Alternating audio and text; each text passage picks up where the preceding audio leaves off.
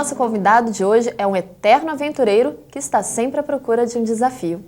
Entre suas aventuras estão escalar o Everest e explorar a caverna de Stargate, ou Portão das Estrelas, nas Bahamas.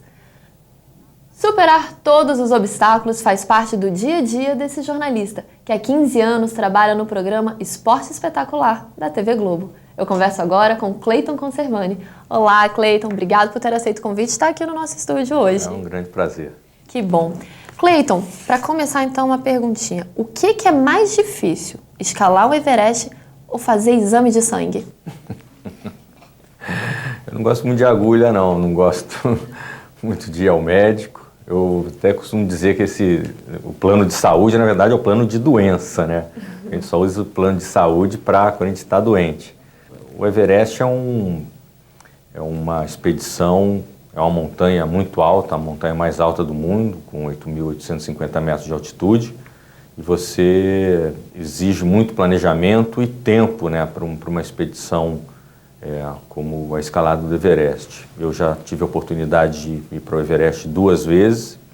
Em 2005, eu escalei ao lado de 3 brasileiros. Fomos eu, o Vitor Negrete, o Rodrigo Raineri e um outro montanhista que me ajudou na parte técnica, de câmera, de edição.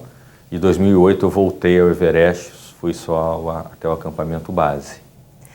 Mas isso foi mais pra frente, né? Porque, na verdade, os esportes radicais começaram quando na sua vida? Eu não gosto muito desse termo de esporte radical. Eu gosto de dizer que gosto de levar o telespectador para lugares que ele dificilmente passaria as férias com a família. Eu acho que é um caminho que eu escolhi dentro do jornalismo, que é levar o telespectador para lugares inóspitos. Isso eu trago da minha infância. Eu sou de Resende, estado do Rio, e desde a minha infância eu sempre gostei muito de esportes ao ar livre.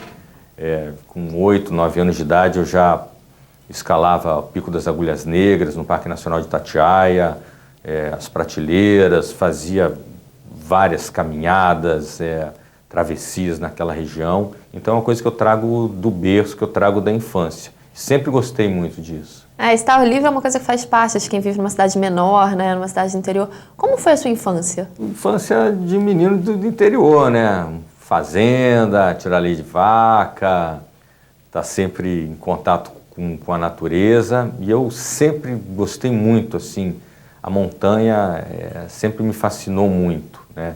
Então eu tinha um grupo que se chamava GEAN, que era o Grupo Excursionista Agulhas Negras, e com uns 11 anos eu entrei para o GEAN, e ali todo final de semana a gente tinha uma escalada, uma caminhada, e eu sempre gostei. Mas eu gostava de jogar bola também, soltar pipa. A vida no interior eu acho que é uma vida mais saudável, né? Você convive mais com a natureza, pouca poluição. Mas eu tive uma infância normal, como qualquer garoto, só que gostava das montanhas, gostava das escaladas. Você é filho único? Não, eu tenho um irmão caçula e tenho uma irmã mais velha. E vocês iam em família fazer essas escaladas, fazer esses esportes, ou era uma coisa só sua? Não, a minha irmã, ela me acompanhou há um tempo. Aí eu me lembro que uma vez a gente estava fazendo uma escalada no Pico das Agulhas Negras, eu devia ter 13 anos, 14. Era Chaminé Jimmy. E era um grupo muito grande. E a escalada era demorada, tinham vários lancezinhos assim mais complicados. E foi ficando tarde. Nós anoitecemos no meio da escalada, no Pico das Agulhas Negras. Chegamos ao topo, na época ainda tinha uma cruz de ferro no topo do pico. E aí, depois desse dia, minha irmã desistiu. E aí eu segui em frente. Mas você viu uma pessoa específica assim, que te guiou, que você viu como alguém que você pudesse seguir, que te ajudou a seguir esse rumo? Eu morava numa vila, meu pai trabalhava numa indústria farmacêutica, e tinham muitos suíços, alemães nessa vila, e eu tinha um professor de alemão, que era o seu Franz Bauermeister, e ele costumava levar a criançada para fazer essas caminhadas no Parque Nacional. Então acho que ele foi meu primeiro guia, ele foi quem despertou essa paixão que eu tenho até hoje. E como é que alguém que se envolveu com esporte desde pequeno, que tinha interesse por essa área, resolveu se tornar jornalista? A história de jornalismo é engraçada. Eu estudava no Colégio Dom Bosco, em Resende, estava na 6ª, 7ª série, e eu tinha um professor de geografia, que sempre que tinha um texto assim para ser lido na sala de aula, ele me escolhia e falava: Cleiton, você é nosso leitor. Aí eu começava a ler os textos. Sempre tive facilidade para escrever, facilidade para me comunicar, gostava de línguas, tinha facilidade nas redações.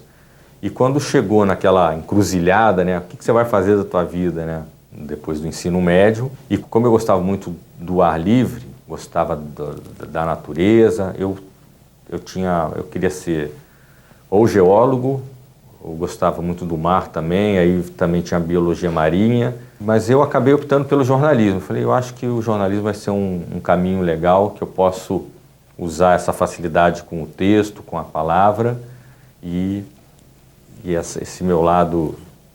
Eu nem imaginava que eu poderia um dia ser repórter, né? Mas eu acho essa facilidade que eu tinha com a palavra, com a língua, com a escrita, eu acabei optando pelo jornalismo. Então, juntar o jornalismo com o esporte foi uma coisa que só veio mais pra frente, né? Só mais pra frente. Então tá, então você conta já isso pra gente, porque o Vida Vivida vai para um rápido intervalo e volta daqui a pouco com mais Cleiton Conservani.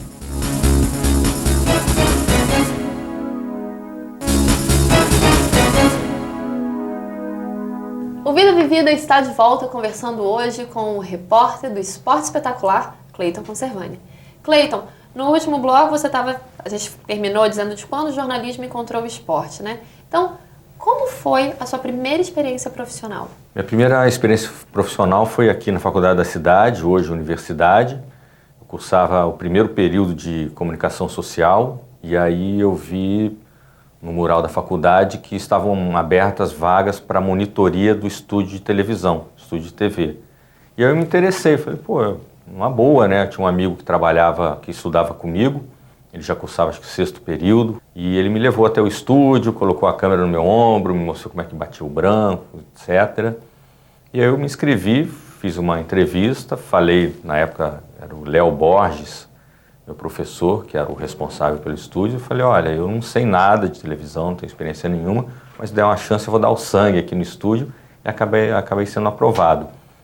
E aí trabalhava como monitor, acabei trabalhando depois fui contratado como funcionário do estúdio, e a partir daí comecei a trabalhar em produtoras, como editor de imagens, às vezes como câmera, e assim que eu me formei eu fui para a TV Búzios, que era uma TV ecológica e comunitária, era mais linha de show, eu trabalhava atrás das câmeras, eu trabalhava como diretor de imagens, posicionamento de câmeras, mas eu era jornalista. Eles iniciaram com um programete de entrevistas, de reportagens, e eu pedi para o dono da TV, falei, eu sou formado, eu posso fazer reportagem? Pode. Aí eu fiz algumas reportagens, e eu fui chamado para trabalhar, na época, afiliada da TV Globo, de Cabo Frio, que era a TV Lagos. E aí foi quando eu comecei mais essa minha carreira dentro da TV Globo, primeiro nas afiliadas da TV Globo, trabalhei na TV Lagos, depois eu fui para a TV Norte Fluminense, eu ficava em um escritório de Macaé, fazia o dia a dia, o carro que atropelou o cavalo, polícia, sequestro, as coisas que a gente está acostumado aí no dia a dia, né, do factual, do jornalismo, notícias da cidade. Em 93, fiz uma entrevista na Globo de Sorocaba, na época era a TV Aliança Paulista, hoje a TV Tem, e aí eu inaugurei um Globo Esporte regional para algumas cidades da região de Sorocaba. Foi quando eu enveredei pelo lado do esporte, eu era editor e apresentador de um Globo Esporte regional. E em 1996 eu fui convidado, aí na Globo de Sorocaba eu era chamado para a Globo de São Paulo para fazer reportagens para o Globo Esporte lá, para o estado todo. Comecei a fazer algumas reportagens para o Esporte Espetacular e em 96 eu fui chamado, quando eu fui contratado aqui para trabalhar no Rio de Janeiro, e estou até hoje já Desde 96 já são quase 16 anos na Central Globo de Esportes. E como é que é hoje a sua equipe? A equipe básica é você tem um operador que faz a parte de áudio, de luz, você tem um câmera, um produtor e eu tenho uma outra pessoa que trabalha comigo que faz a parte de roteiro, me ajuda também na construção das reportagens, mas eu nem sempre tive isso, né? O meu início, as minhas primeiras reportagens em alta montanha, quando fui para o Aconcagua pela primeira vez em 2002, eu fui praticamente sozinho. Eu levei um amigo montanhista que me ajudava a fazer as imagens. Eu levei um equipamento satelital que você usa ele ligado ao laptop. Você pode gerar imagens de qualquer parte do planeta, via satélite. E você escala com esse peso nas costas, carregando o laptop, ou isso é uma coisa leve? Isso geralmente a gente deixa no acampamento base e faz quando você faz a escalada, quando você retorna para a tua base, você tem essa capacidade de gerar. Mas, inicialmente, quando eu comecei para essas expedições mais complexas, eu não tinha um câmera capaz de me acompanhar na montanha, um cara especializado, com preparo físico, com preparo técnico. Porque a escalada eu faço isso desde menino. Então você não dá para você pegar uma pessoa que nunca tenha escalado e levar para uma Aconcagua, para um Everest, que você vai acabar matando a pessoa, né? Não vai saber nem colocar uma cadeirinha, uma bota de escalada. Então, levar uma pessoa que eu tenho que ficar de babá seria complicado. Então, quando você vai com alguém, já é uma pessoa que tem essa experiência toda também, assim, já tem uma experiência de escalada, de esporte, alguma coisa que aquele momento pede. Eu levava um montanhista que me ajudava com as imagens, quando eu tinha que fazer uma passagem, quando eu aparecia no vídeo, ele gravava, mas eu fazia muitas imagens, né? Em 2008, a segunda vez que eu fui para o Everest, fomos eu e um produtor, o Cláudio Moraes, e nós dois acompanhamos a escalada de dois brasileiros no Everest e também produzimos um Globo Repórter sobre a caminhada mais bonita do planeta, que foi ao ar em 2008. Então agora eu tenho esse meu novo projeto dentro da TV Globo, que é o Planeta Extremo. Agora eu tenho uma equipe maior, né? Mas sempre a gente trabalha também com pessoas contratadas, não só a equipe Globo, mas com um ou outro profissional que nos auxilia nessas missões. Alguém que já está mais especializado ali naquela área. Agora, saindo um pouco da parte técnica, como funciona o medo nessas suas aventuras, nessas barreiras que você precisa quebrar mesmo? Em que lugar fica o medo? Eu acho que o medo é importante para ele te dar um limite, né? A pessoa que não tem medo, acho que está muito próximo de chegar ao fim da vida. Ter medo não é ter pânico. O pânico é péssimo, você entrar em pânico numa situação, numa escalada como o Everest, num mergulho em cavernas, mas você sentir medo, ele te dá um limite para você não se matar, né?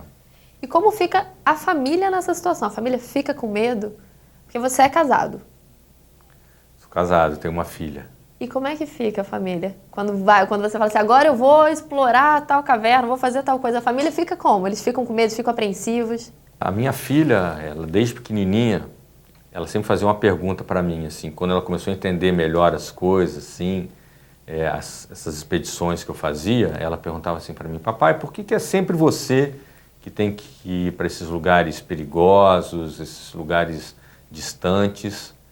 E aí eu explicava para ela que eu tinha essa capacidade e tal, mas ela sempre fica muito preocupada. Essa minha última expedição, agora que eu fui para as Bahamas, que eu fiz mergulhos em caverna, fiz mergulho com tubarão-tigre fora da gaiola, ela estava bem apreensiva.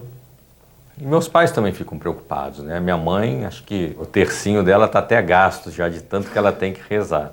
Mas enfim, eu faço sempre tudo com o maior planejamento, logística possível, com o melhor equipamento, cercado com os melhores profissionais para que tudo dê certo. Tá bom, então a gente continua falando sobre o medo no próximo bloco. Vida Vivida vai para mais um intervalo e a gente volta daqui a pouco.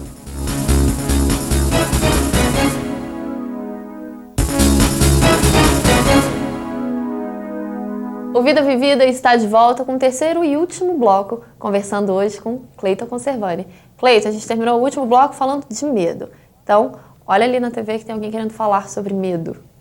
No início, né, quando ele começou a fazer esse trabalho, a Gabriela era bebê, né? A primeira montanha que ele subiu, ela tinha bem pequenininha, ela tinha uns dias, né?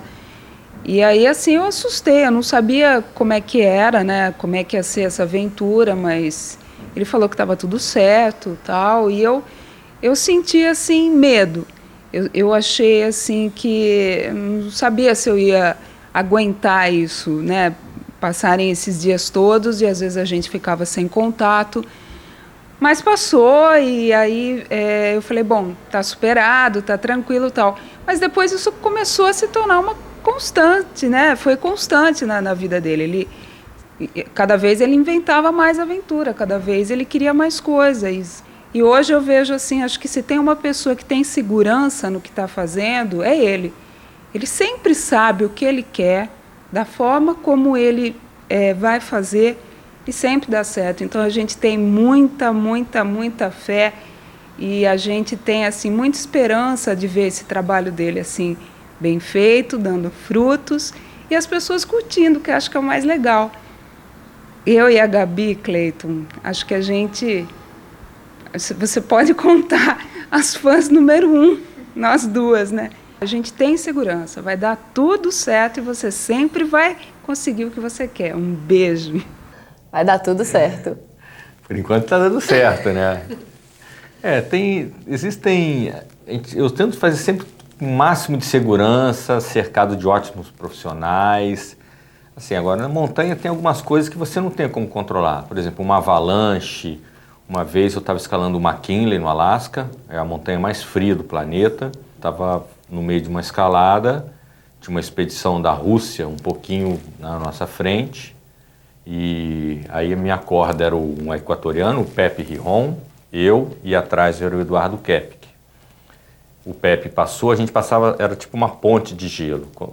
Os russos passaram, os russos enormes, bem mais pesados do que eu, aí o Pepe atravessou, a gente sabia que era um lugar, que era uma fenda que tinha uma camada de gelo.